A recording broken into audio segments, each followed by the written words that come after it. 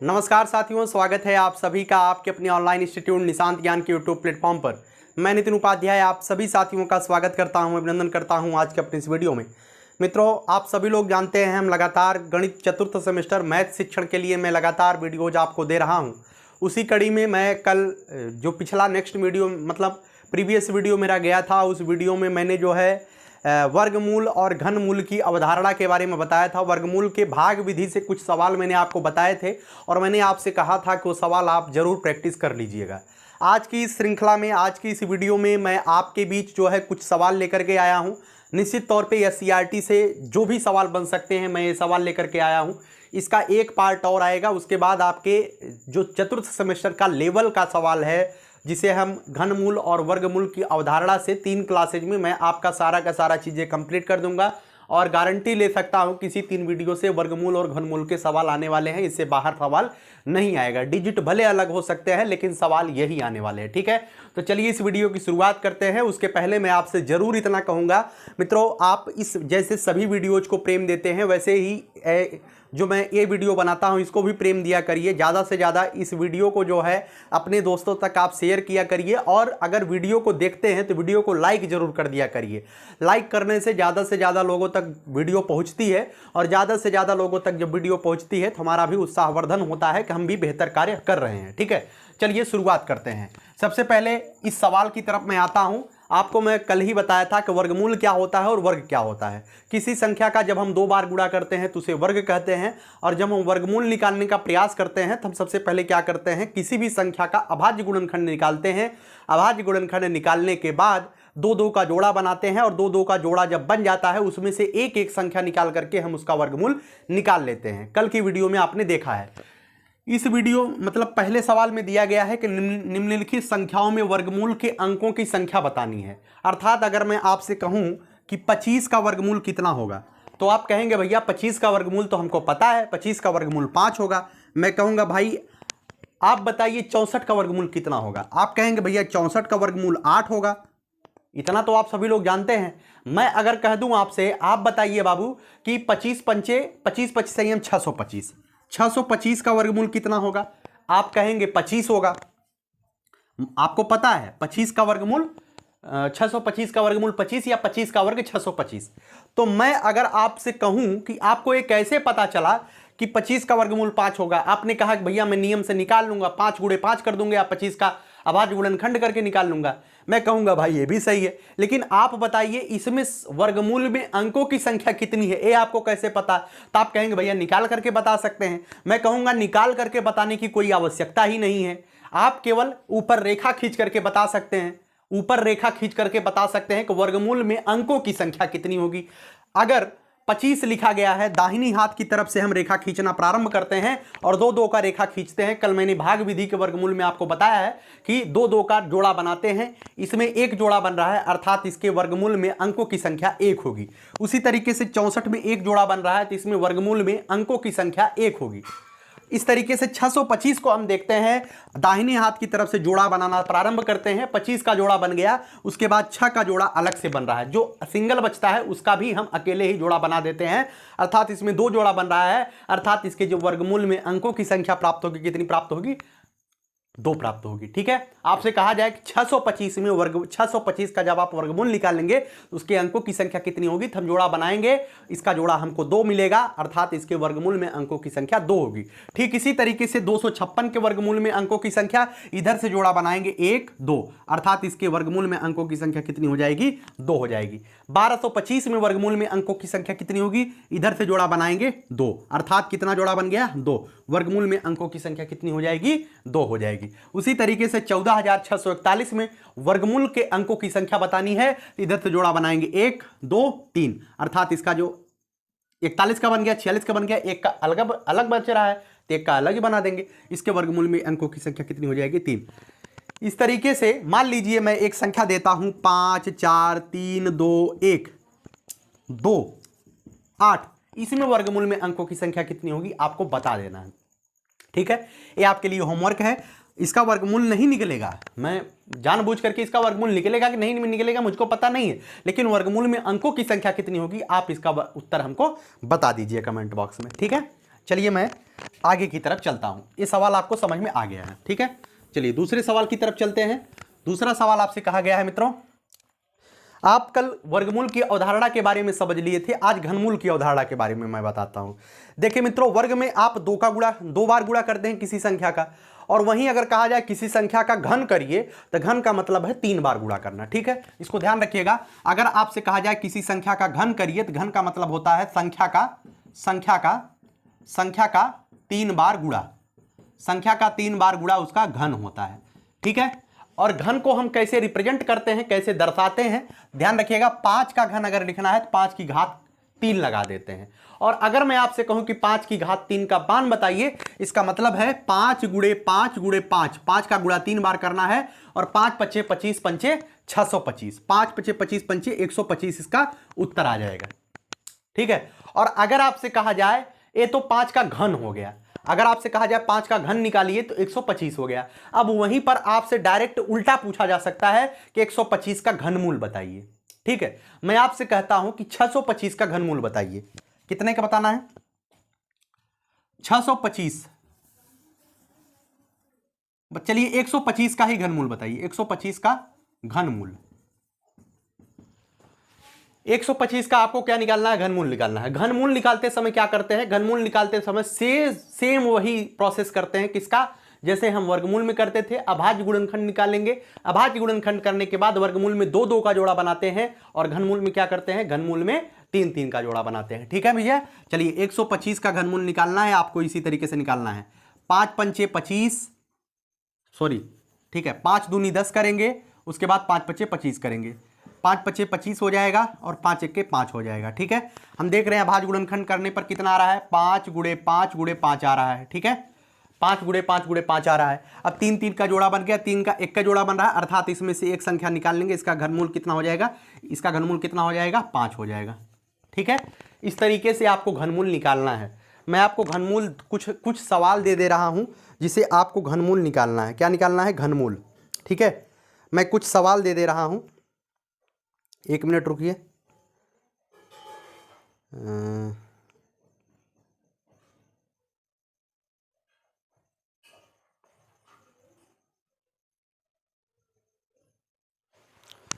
तीन 3,375 का घनमूल आपको निकालना है, का घनमूल। और घनमूल कैसे निकालेंगे? सेम इसी तरीके से गुणनखंड विधि से आपको निकालना है, ठीक है। एक सवाल और ले लीजिए।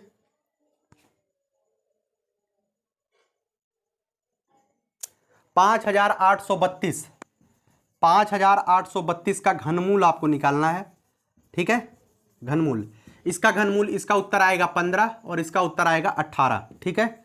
आपको घनमूल निकालना है, और मैंने आपको उत्तर भी बता दिया, ठीक है। चलिए दूसरा सवाल समाप्त होता है, समाप्त नहीं होता है, एक कॉन्सेप्ट आप समझ लेते हैं, और 2 सवाल मैं आपको दे दिया हूं, वो भी आप देख लीजिएगा,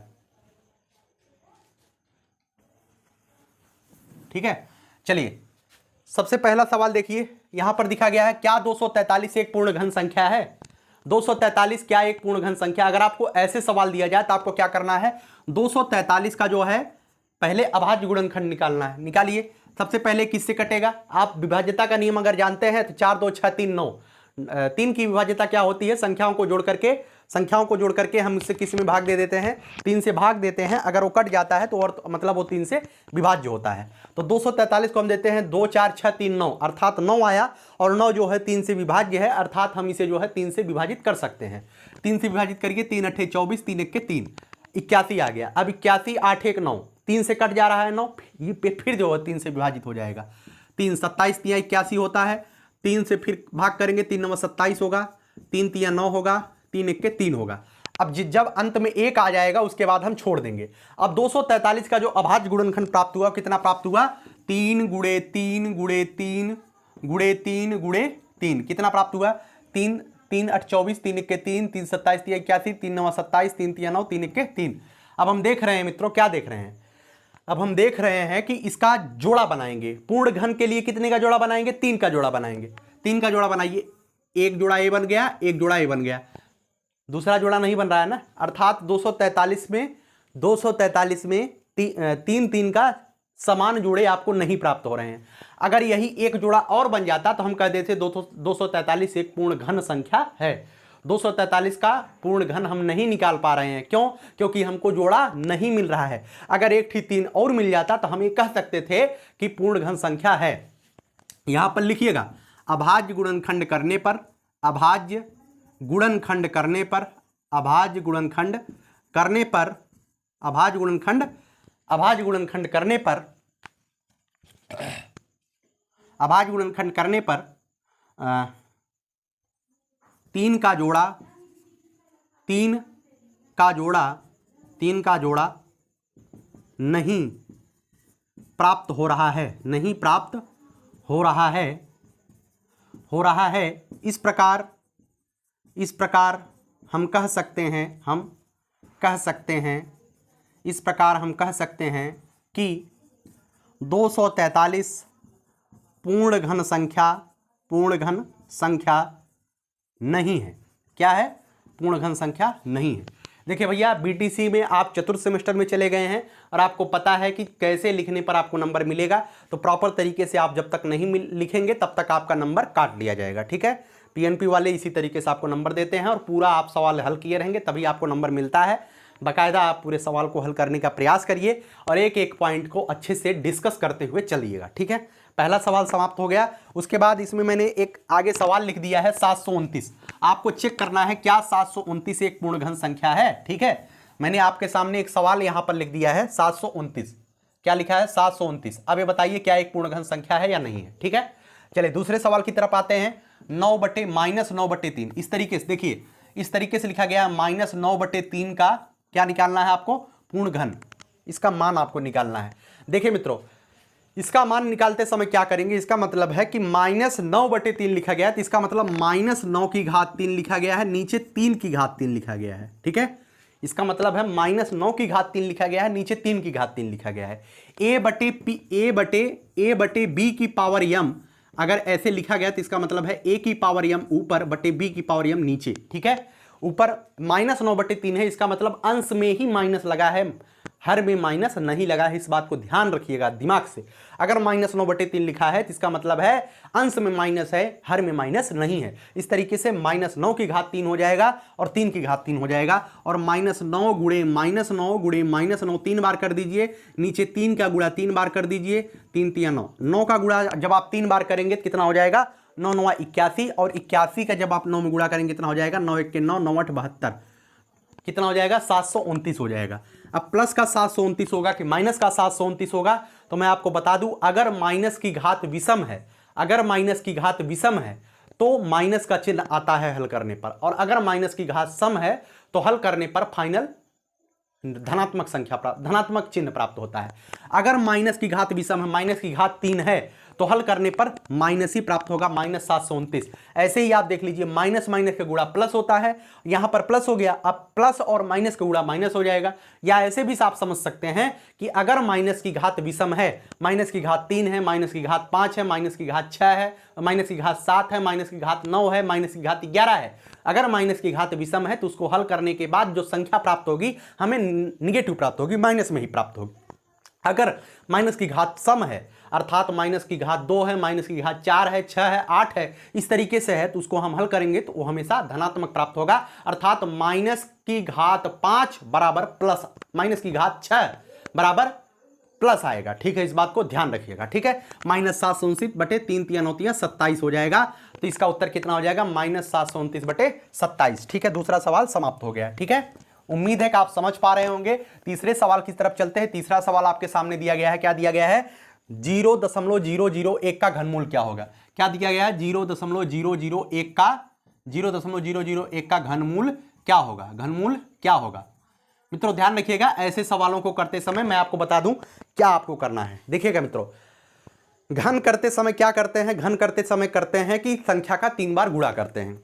जब आप एक का अगर वर्गमूल आपसे कहा जाए, एक का अगर आप घनमूल कहा जाए, एक का पंचमूल कहा जाए, छमूल कहा जाए, कुछ भी कहा जाए, एक का हमेशा घनमूल वर्गमूल कुछ भी कहा जाए वो हमेशा एक ही प्राप्त होता है। अर्थात एक दफे के लिए 0.001 को हम एक मान लेते हैं, इसका घनमूल कितना प्राप्त होगा? 1 प्राप्त होगा, ठीक है। अब 0.001 है अर्थात एक के पीछे एक के बाईं हाथ की तरफ 3 अंक के बाद दशमलव लगाया गया है, अर्थात इसका जो घनमूल होगा वो कितना प्राप्त होगा, 0.1 प्राप्त होगा। इसका घनमूल कितना प्राप्त होगा, 0.1 प्राप्त होगा। मैं कहूंगा कि सिद्ध कर दीजिए। कैसे? आप आराम से सिद्ध कर सकते हैं। 0.1 गुणे 0.1 गुणे 0.1 जब आप करेंगे, इसे आप 0.1 भी लिख सकते हैं, कोई दिक्कत नहीं है। जब आप करेंगे तो एक का गुणा कितनों भी आपका बार कर दीजिए, एक का गुणा एक ही आएगा। ठीक है, अब 3 अंक के बाईं तरफ दशमलव लगाना है। 1 2 3 अंक के बाईं तरफ दशमलव लगाना है। दशमलव का गुणा आप जानते हैं ना, अब 3 अंक के बाईं तरफ दशमलव लगाना है। एक अंक ऑलरेडी आपके पास है तो 3 अंक आपको बनाना है। एक 0 बढ़ाइए तो 2 अंक हो गया। इधर 0 नहीं बढ़ाएंगे, 0 इधर ही बढ़ाएंगे बाईं तरफ। 1 हो गया, सॉरी 2 हो गया ना। अब कितने अंक हो गए, 2 हो गया। एक ऑलरेडी अंक आपके पास है, 1 0 आपने बढ़ा दिया, 2 अंक हो गया। फिर 1 0 आपने बढ़ा दिया, 3 अंक हो गया।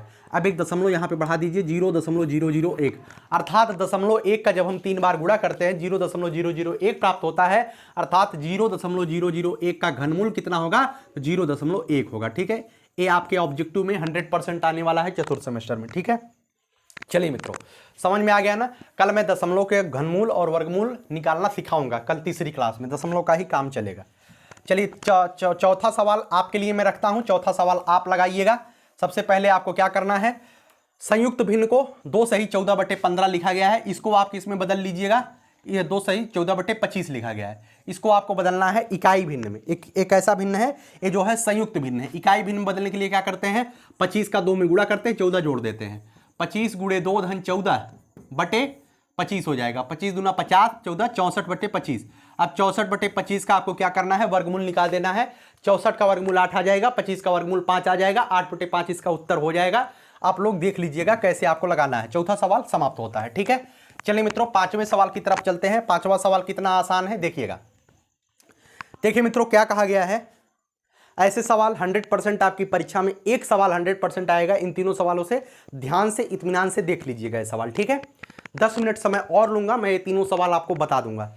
सबसे पहला सवाल है, वह छोटी सी छोटी संख्या ज्ञात कीजिए जिससे 6075 में गुणा करने पर गुणनफल पूर्ण वर्ग हो जाए। जब भी पूर्ण वर्ग का सवाल पूछा जाए, जब भी पूर्ण वर्ग का सवाल पूछा जाए, ठीक है, तो आपको जो पहला काम करना है वो यही करना है, 6075 का हम क्या करेंगे, अभाज्य गुणनखंड निकालने का प्रयास करेंगे। ठीक है, चलिए प्रयास करिए। 6075 का अभाज्य गुणनखंड निकालिए। सबसे पहले हम देख रहे हैं कि अगर अंतिम में 5 है, किसी भी संख्या के अंत में अगर 5 है अथवा 0 है तो वह संख्या जो है 5 से विभाजित होती है। ठीक है, 5 की विभाज्यता ध्यान रखिए, अगर किसी भी संख्या के अंत में 0 है अथवा 5 है तो वह 5 से विभाजित होती है, इस बात को ध्यान रखिएगा। ठीक है, तो इसके अंत में 5 है अर्थात यह 5 से विभाजित है। 2 की विभाज्यता जानते हैं, किसी संख्या के अंत में अगर सम संख्या है तो वह 2 से विभाज्य है। 3 की विभाज्यता जानते हैं कि पूरी संख्या के अंकों को जोड़ करके अगर हम 3 से भाग देते हैं वह कट जाती है, भाग देने पर वह अगर कट जाती है तो वह 3 से विभाजित होती है। 4 की विभाज्यता जानते हैं, अंतिम के 2 अंक, किसी भी संख्या के अंतिम के 2 अंक लेकर के अगर 4 से विभाजित करते हैं और वह 4 से पूरी पूरी कट जाती है तो पूरी संख्या 4 से विभाजित होती है। 5 की विभाज्यता जानते हैं, 5 की विभाज्यता यह होती है कि अंतिम की संख्या अगर 0 है तो वह 5 है तो 5 से विभाजित होती है। 6 की विभाज्यता जानते हैं, 6 की विभाज्यता होती है अगर कोई संख्या 2 से भी विभाजित है और 3 से भी विभाजित है, इसका मतलब है कि वह 6 से भी विभाजित होगी। 2 की विभाज्यता हम ऑलरेडी पहले ही डिस्कस कर चुके हैं। 3 की विभाज्यता आप ऑलरेडी पहले ही जान चुके हैं। अगर 2 और 3 की विभाज्यता आपको पता है तो इसका मतलब है आप 6 की विभाज्यता भी चेक कर सकते हैं। ठीक है, 7 की विभाज्यता मैं डिस्कस नहीं करने वाला हूं, ऑलरेडी बहुत ज्यादा उसमें तामा झामा होता है, आप चेक कर लीजिएगा। ठीक है, चलिए इतना विभाज्यता तो आपको नॉर्मल पता ही होनी चाहिए। 6075 को 5 से विभाजित करते हैं, 5 12 25 60 होता है, उसके बाद 12 25 60 हो जाएगा, उसके बाद 5 5 दूनी 5 1 के 5 हो जाएगा, 15 25 75 हो जाएगा। ठीक है, 1215 आ जाएगा। फिर हम इसे 5 से विभाजित कर देते हैं, 5 दूनी 10 हो जाएगा। आप विभाजित करके देख लीजिएगा, अगर आपको नहीं आता है तो बगलिया भाग दे लीजिएगा, आपका कोई जो है नुकसान नहीं होने वाला है, लेकिन सवाल आप गलत मत करिएगा। 5 दूनी 10 हो जाएगा, 2 बचेगा, फिर 1 आगे उतार लेंगे, 21 बचेगा, 5 चौका 20 कर देंगे, 1 बच जाएगा, फिर 5 तियां 15 कर देंगे। ठीक है, अब 243 आ गया। अब 243 किससे विभाजित है, मैं देख रहा हूं 4 3 7 2 9, 9 जो जोड़ने पर 9 आ रहा है और 9 को जो है 3 से काट रहे हैं तो कट जा रहा है, अर्थात 243 पूरा पूरा 3 से कट जाएगा। 3 8 24 हो गया, 3 1 के 3 हो गया, तो उसके बाद कितना हो गया, 3 27 3 81 हो गया, फिर उसके बाद 3 9 27 हो गया, फिर 3 3 9 हो गया, फिर 3 1 के 3 हो गया। ठीक है, मैंने 6075 का अभाज्य गुणनखंड निकाल लिया। अब मैं यहाँ पे लिख देता हूँ 5 गुणे 5 गुणे 3 गुणे 3, 5 गुणे 5 गुणे 3 गुणे 3 गुणे 3 गुणे 3 गुणे 3 गुणे 3। 3 का गुणा कितनी बार है? 2 3 5 बार, 2 2 4 1 5। यहीं पर मैं लिख देता हूँ, आ रहा है कि नहीं? हाँ, यहीं पर मैं लिख देता हूँ गुणे 3। आ रहा है ना? हाँ, 5 गुणे 5 गुणे 3 गुणे 3 गुणे 3 गुणे 3 गुणे 3, 5 गुणे 5, 5 का गुणा 2 बार, 3 का गुणा 5 बार। ठीक है, अब सवाल क्या कहा गया है? अब सवाल को पढ़ने का आप प्रयास करिए। सवाल को आप पढ़िए, वह छोटी सी छोटी संख्या ज्ञात कीजिए, वह छोटी सी छोटी संख्या ज्ञात कीजिए जिससे 6075 में गुणा करने पर गुणनफल पूर्ण वर्ग हो जाए। मैं देख रहा हूं कि 6075 का मैंने जब अभाज्य गुणनखंड निकाला तो 5 का जोड़ा बन गया, एक ठीक जोड़ा बन गया। जिसका जोड़ा बन जा रहा है उसको बना दीजिए, दुल्हा दुल्हन पकड़ा दीजिए साथ। 5 का जोड़ा बन गया, फिर E3 का भी जोड़ा बन गया, फिर E3 का जोड़ा बन गया। ठीक है, हम देख रहे हैं भैया कि 5 का जोड़ा बन गया, 3 का जोड़ा बन गया, 3 का जोड़ा बन गया। एक ही बेचारा 3 बैठा है। ठीक है, एक ही बेचारा E3 बैठा है। अब अगर हम एक ही 3 और ला देते हैं, एक ही 3 और ला देंगे तो निश्चित तौर पे जोड़ा इसका बन जाएगा और यह संख्या जो है पूर्ण वर्ग हो जाएगी। ठीक है, हम देख रहे हैं एक 3 अकेले मुंह बिचका के यहां बैठा है, इसके साथ अगर हम एक 3 और जोड़ देंगे इन दोनों का जोड़ा बन जाएगा और इनका लाइफ सेट हो जाएगा। ठीक है, तो हम देख रहे हैं कि 6075 में, ध्यान से सुनिएगा, 6075 में यहां पर लिखिएगा 6075 में यदि हम 3 से गुणा कर दें, यदि हम 3 से गुणा कर दें, 3 से गुणा कर दें, अगर हम 3 से गुणा कर देते हैं तो जोड़वा बन जाएगा और जैसे ही जोड़वा बनेगा ये क्या हो जाएगा? पूर्ण वर्ग हो जाएगा। 6075 में यदि हम 3 से गुणा कर दें तो गुणनफल पूर्ण वर्ग हो जाएगा, पूर्ण वर्ग हो जाएगा। कोई दिक्कत आपको नहीं है? ठीक है, ऐसे सवाल अगर आपकी परीक्षा में आते हैं तो निश्चित तौर पे ऐसे सवालों को करने के लिए यही करते हैं। सबसे पहले हम अभाज्य गुणनखंड निकालेंगे, जिसका जोड़ा बन जाएगा वो तो जोड़ा बन गया, और जो बच रहा है बस उसका ही क्या कर देंगे? उसका ही जोड़ा बना देंगे और जोड़ा बनाने पर वही संख्या प्राप्त, जोड़ा बनाने पर जो संख्या बच रही है उसी संख्या का जब गुणा न करेंगे तभी ना ये गुणनफल पूर्ण वर्ग बनेगा। ठीक है, तो उम्मीद करता हूं सवाल समझ गए हैं, ज्यादा नहीं बताऊंगा। ठीक है, चलिए 5वां सवाल हो गया और यहीं पर ध्यान रख लीजिए। और यहीं पर अगर कह दिया जाए कि 6075 में किस संख्या से भाग दें, वह छोटी सी छोटी संख्या बताइए जिसे 6075 में भाग देने पर भागफलवा पूर्ण वर्ग बन जाए। भैया अगर भागफल कहेगा ना, जैसे तीन अकेले बच रहा था, अगर गुणा करने के लिए कहे तो एक 3 में और जो एक 3 मैंने और गुणा कर दिया तो गुणनफल पूर्ण वर्ग हो जाएगा। और अगर यहीं पर कह दे किससे भाग दे कि भागफल पूर्ण वर्ग हो जाए तो भाग भी इसी से करेंगे। अकेले अगर नीचे मान लीजिए अकेले अगर 3 से भाग कर देंगे तो 3 से 3 कट जाएगा ना, तो ऊपरा तो पूर्ण वर्ग बन जाएगा। और अगर आपसे ऐसे क्वेश्चन पूछ लिया जाए कि किससे गुणा करें कि गुणनफल पूर्ण वर्ग हो जाए तो उसका भी उत्तर 3 होगा। और अगर आपसे कहे किससे भाग करें कि भागफल पूर्ण वर्ग हो जाए तो वो भी 3 से करेंगे, 3 से भाग करेंगे तभी ना ऊपर नीचे 3 कट जाएगा, बाकी जोड़ा वाला शेष बच जाएगा। तो उम्मीद करता हूं भाग और गुणा दोनों समझ पाए हैं। आपकी मतलब जो भी आपके पास टेक्स्ट बुक हो उसमें जितने भी इस तरीके के सवाल दिए गए हो सभी सवाल आप कर लीजिएगा। ठीक है, चलिए ये सवाल हो गया। अब अगले सवाल जो दोनों दिए गए हैं बहुत ज्यादा इंपॉर्टेंट है, ध्यान से देखिएगा। छठा सवाल है, वह छोटी सी छोटी, ध्यान से सुनिएगा, वह छोटी सी छोटी प्राकृतिक संख्या बताइए जिसे 194491 में से घटाने पर शेषफल पूर्ण वर्ग हो जाए। जब ध्यान रखिएगा गुणा और भाग वाला सवाल दे तो अभाज्य गुणनखंड की तरफ से निकालेंगे, और जोड़ने और घटाने वाला बात करें तो हम भाग विधि से वर्गमूल निकालेंगे, ध्यान से सुनिएगा मेरी बात को। ठीक है, चलिए तो 194491, इसका हम क्या करेंगे? भाग विधि से पूर्ण वर्ग निकालना प्रारंभ कर देंगे। दाहिनी तरफ से 2 का जोड़ा बनाएंगे, उसके बाद इसको दूल्हा बनाएंगे और उसके बाद 19 वाला पहाड़ा पढ़ेंगे। 2 से पढ़ेंगे पहले, 2 दूनी 4 कम है, 3 तिया 9 कम है, 4 चौका 16 कम है, 5 पचे 25 ज्यादा हो जा रहा है। कितनी बार लेके जाएंगे? 4 बार लेके जाएंगे। 5 पचे 25 ज्यादा हो जाएगा 19 से, इस वजह से 4 बार लेके जाएंगे। मैंने बहुत अच्छी तरीके से कल बताया है, अब ज़्यादा बार नहीं बताएंगे। 4 चौका 16, 19 में से 16 गया 3, यहाँ पर 4 लिखेंगे, 4 4 8 कर देंगे, अगली संख्या उतार लेंगे 4 और 4, यहाँ पर 8 है। अब ऐसी कोई संख्या यहाँ पर बढ़ाएंगे जिसका गुणा करने पर, जिसका यहाँ पे गुणा करने पर 344 से ज़्यादा ना हो। हम देख रहे हैं अगर 3 बार लेके जाएंगे, 3 3 9 हो जाएगा, 3 8 24 हो जाएगा, अभी बहुत ज़्यादा कम है, ठीक है, अभी बहुत ज़्यादा कम है। हम 4 बार लेके जाएंगे, 4 चौका 16 हो जाएगा, 4 8 32 हो जाएगा, 326 हो जाएगा। अब हम अगर 5 बार लेके जाएंगे, जायज़ सी बात है, यहाँ पर 5 हो जाएगा, यहाँ पर 5 हो जाएगा, यहाँ पर 5 हो जाएगा, और इसे जब हम 5 पचे 25, 5 8 40 करेंगे, 344 से ज़्यादा हो जा रहा है। जायज़ सी बात है कि कितनी बार हम लेके जाएंगे, 4 बार लेके जाएंगे, ध्यान रखिएगा, 4 बार लेके जाइए, 4 चौका 16 का 6 हासिल 1, 4 8 32, 1 33। जब यहाँ पर 4 बार लेके गए हैं तो यहाँ भी 4 बढ़ा देंगे, तो 4 चौका 16 के 6 हासिल 1, 4 8 32, 1 33, 336 होगा, ज़्यादा हो जाए, हाँ समझ रहे हैं ना। तो 4 चौका 16 का 6 हासिल 1, 4 8 32, 1 33। अब इसे घटा दीजिए, 14 में से 6 गया, कितना हो जाएगा, 14 में से 6 गया भैया 8 होता है ना, 14 में से 6 गया 8 हो जाएगा, 3 में से 3 गया 0 हो जाएगा, एक कट जाएगा। अब अगली दोनों संख्या जब भी उतारते हैं हमेशा दोनों संख्या साथ में ही उतारते हैं, और 84 में अभी 4 को जोड़ देंगे, 84 और 4 कितना हो जाएगा, 88 हो जाएगा। अब 88 यहाँ पे आ गया, यहाँ पर 891 है। अब जायज़ सी बात है कि हम जैसे ही एक बार लेके जाएंगे 881 गुणे 1 हो जाएगा, यहाँ पे 881 प्राप्त हो जाएगा, ठीक है। अब एक बार यहाँ लेके गए हैं तो एक बार यहाँ भी लेके चले जाएंगे, ठीक है। तो 1 में से 1 गया 0, 9 में से 8 गया 1, 8 में से 8 गया 0। अब हम देख रहे हैं यहाँ पर 10 शेष बच रहा है, ठीक है, यहाँ पर 441 आ रहा है।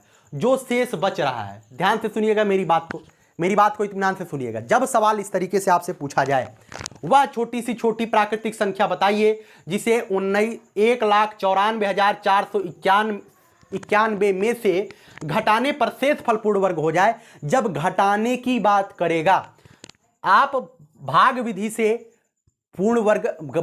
से वर्गमूल निकालना प्रारंभ करेंगे। जब घटाने की बात करेगा तब, जब घटाने की बात करेगा भाग विधि से पूर्ण वर्ग निकालना प्रारंभ करेंगे, जो आपका शेष बचेगा वही आपका उत्तर हो जाएगा। आप लिखिएगा 1,94,491 में से 10 घटाने पर प्राप्त संख्या पूर्ण वर्ग बन जाएगी, ठीक है।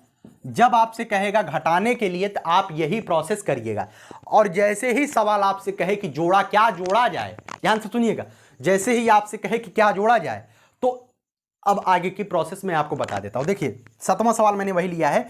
वह छोटी सी छोटी प्राकृतिक संख्या ज्ञात कीजिए जिसे 3,06,452 में जोड़ दे तो योगफल पूर्ण वर्ग हो जाए। ध्यान रखिएगा, इसको भी इसी तरीके से प्रारंभ करेंगे कि जैसे ए प्रारंभ किए हैं वैसे ए भी भाग विधि से पूर्ण वर्ग निकालना भाग विधि से वर्गमूल निकालना प्रारंभ करेंगे। बस इसमें अंतर क्या करेंगे, इसमें तो सेम बराबर बार लेके गए हैं, ज्यादा और कम बार नहीं लेके गए हैं। अंतिम में कम और ज्यादा बार नहीं लेके गए हैं। जो मुझे जरूरी था, जो आवश्यक था पूर्ण वर्ग वर्गमूल निकालने के लिए, मैंने उतना ही भाग गुणा किया।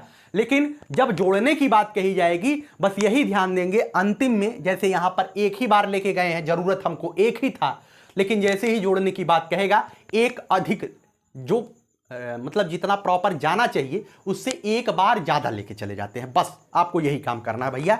देखिए यहां पर मैं बता देता हूं, 30, 64, 52, इसका मैं पूर्ण वर्ग निकालना प्रारंभ करता हूं। 30 का बन गया, 64 का बन गया, 52 का बन गया, जोड़ा बन गया। अब 5 पचे 25 होता है, 6 छक 36 होता है, 30 है तो 5 पचे 25 बार जाएगा। कितनी बार जाएगा, 5 पचे 25 बार जाएगा, ठीक है। 30 में से 25 गया 5 होता है, यहां पर 5 हो जाएगा, 5 5 10 हो जाएगा। अगली संख्या हम 64 उतार लेंगे। अब यहां पर 10 है, तो यहां पर 564 है। हम देख रहे हैं कितनी बार जाएगा, आप आराम से बता दीजिएगा। आप बताएंगे भैया कितनी बार जाएगा, 5 बार जाएगा। हम इसे यहां पर भी 5 उतार लेते हैं। 5 पचे 25 का 5 हासिल 2, 5 0 0 2, 5 1 के 5, 14 में से 5 गया 9, यहां बचा 5 में से 2 गया 3, यहां पर कट गया। अब अगली संख्या हम उतार लेते हैं 52, ठीक है। और यहां पर 105 में 5 जोड़ेंगे तो कितना हो जाएगा, 110 हो जाएगा। अब यहां पर देखिएगा, यहां पर 3952 है, यहां पर 110 है, ठीक है। यहां पर 110 है, यहां पर 3952 है। मित्रों अगर प्रॉपर तरीके से कहा जाए क्या घटाया जाए, अगर कहा जाता क्या घटाया जाए कि शेषफल पूर्ण वर्ग हो जाए, तो हम जायज सी बात है कि कितनी बार लेके जाते हैं यहां पर हम 3 बार लेके जाते हैं, क्योंकि प्रॉपर जितनी बार जाएगा वर्गमूल निकालते समय उतनी ही बार लेके जाएंगे। 3 बार लेके जाते तो कितना हो जाता, 3 3 9 हो जाता, 3 0 0 हो जाता, 3 1 3 हो जाता, 3 1 3 हो जाता। अगर घटाने की बात करता तो 12 में से 9 गया 3, 12 में से 9 गया 3 4, और यहां पर बचा, यहां पर कितना बचा, यहां पर बचा 8 में से 3 गया 5, 3 में से 3 गया कटकुट।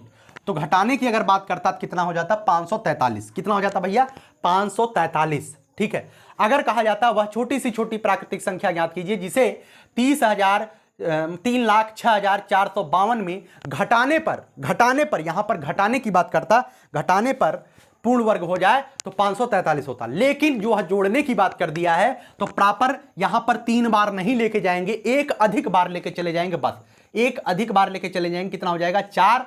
यहां पर भी 4 हो जाएगा। अब इसको जैसे ही करेंगे 4 चौका 16 का 6 हासिल 1, 4 0 0 1, 4 1 के 4, 4 1 के 4। इस तरीके से अब आप घटा दीजिए।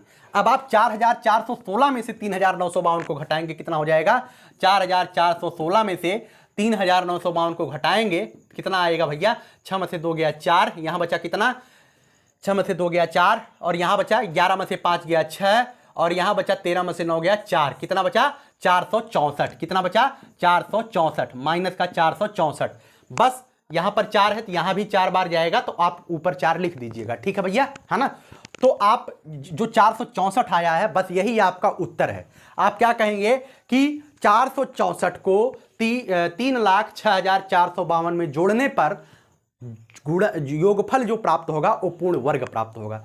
और आप योगफल अगर पूर्ण वर्ग आपको ज्ञात ही करना है तो 464 इसमें ऐड कर लीजिएगा, और जैसे ही पूर्ण वर्ग आप निकालेंगे पूर्ण वर्ग आराम से बन जाएगा। ठीक है। तो उम्मीद करता हूं ये सवाल भी आप अच्छी तरीके से समझ पाए हैं। मेरी बातों को समझने का प्रयास करिएगा, अच्छी तरीके से मैंने समझाने का प्रयास किया है। जब भी आपसे प्राकृतिक संख्या में घटाने की बात करेगा तो आप पूरा प्रॉपर सवाल ऐसे लगाइएगा, अंत में कुछ भी आपको छेड़खानी नहीं करना, जो शेष बचेगा वो आपको उत्तर हो जाएगा। और जैसे ही ये जोड़ने की बात कर देगा, जोड़ते समय बस यही दिमाग में रखते हैं, जैसे ही जोड़ने की बात करेगा आखिरी स्टेप में एक अधिक बार लेके हम चले जाते हैं, और जो हमको प्राप्त होगा सेम वही संख्या 464 इसमें अगर जोड़ देंगे तो हमको ये पूर्ण वर्ग के तौर पे प्राप्त हो जाएगा। ठीक है। तो उम्मीद करता हूं यह सवाल आपको अच्छी तरीके से समझ में आ गया है। आगे कल एक सेशन इसका और आएगा, और इस एक सेशन में मैं पूरी तरीके से पूर्ण वर्ग और घनमूल और वर्गमूल की अवधारणा को पूरे एससीईआरटी के लेवल से समाप्त करने का प्रयास करूंगा। कैसी लगी यह वीडियो कमेंट बॉक्स में जरूर बताइएगा। मित्रों आप सभी लोगों से एक ही रिक्वेस्ट मैं करता हूं कि वीडियो को ज़्यादा से ज़्यादा आप शेयर किया करिए, जिससे हमारा भी थोड़ा सा लाभ हो। निश्चित तौर पे आप सभी लोग जानते हैं अगर मैं काम कर रहा हूं तो निश्चित तौर पे लाभ के नज़रिए से ही काम करता हूं, मैं कोई समाज सेवी नहीं हूं। अगर वीडियो में देखने वालों की संख्या, कमेंट करने वालों की संख्या बेहतरीन होगी तो मेरा भी मन होगा कि मैं आप लोगों के लिए बेहतरीन तरीके से काम करूं। ठीक है। आखिरी लाइन बोल करके वीडियो को समाप्त करूंगा। यही जज्बा रहा तो मुश्किलों का हल भी निकलेगा, जमी बंजर हुई तो क्या वहीं से जल भी निकलेगा। न हो मायूस न घबराए अंधेरे से मेरे साथी, इन्हीं रातों के दामन से सुनहरा कल भी निकलेगा। प्रयास करिए बेहतर करने के लिए। निश्चित तौर पर आने वाला समय संघर्षों की काली रातें काट करके सफलता के सूर्योदय पर उदीयमान और चमकता हुआ आपका चेहरा जरूर दिखाई देगा। आपके माता पिता के सपने जरूर साकार होंगे। बस जरूरत है तो रेगुलरिटी और पंक्चुअलिटी के साथ निरंतर अपने कार्यों को ईमानदारी के साथ प्रतिबद्ध होकर के अंजाम देने की जरूरत है। वह दिन दूर नहीं जब आप जो कहते हैं आप सफल, आपका बच्चा कुछ नहीं कर पाएगा, आप कुछ नहीं कर पाएंगे, सफल नहीं हो पाएंगे। निश्चित तौर पे आप सफल होकर के उन्हें जरूर दिखाएंगे। चलिए बहुत बहुत धन्यवाद, आभार, जय हिंद, जय भारत, लव यू।